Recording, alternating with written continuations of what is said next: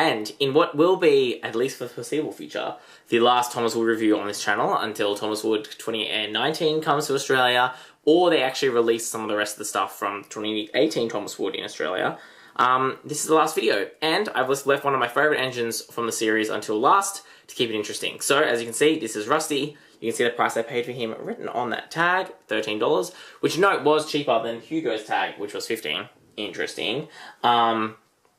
But yeah, what are you waiting for? Let's...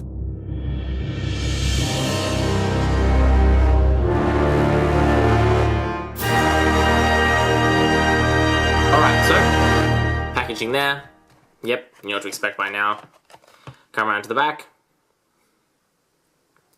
And I think it's very fine. I think it's a very fine bio, and I think that picture is quite good. So yeah, this is one of those boxes where I'm just like, yep, seems fine to me, at least on first impression.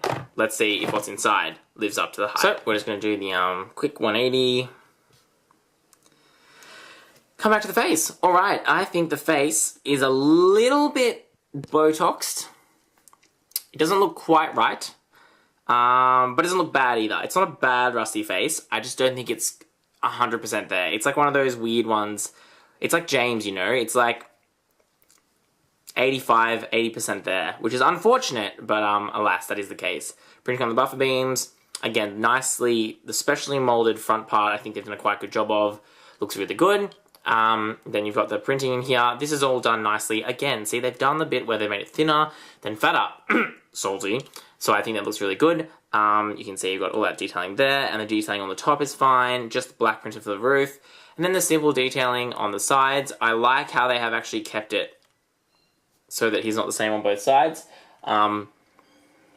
which I think is quite interesting. And I don't actually know if all merchandise does that, but I'm kind of impressed that Thomas Wood does. Although in fairness, the printing on Thomas Wood is actually quite good. It's just the toys themselves are a bit bleh. Yep, you can see black wheels, Rusty written on the bottom. Yeah, this Rusty actually, again, not a bad Thomas Wood model, and I think, again, because he's orange, it goes quite well with the wood theme to have that all that exposed wood.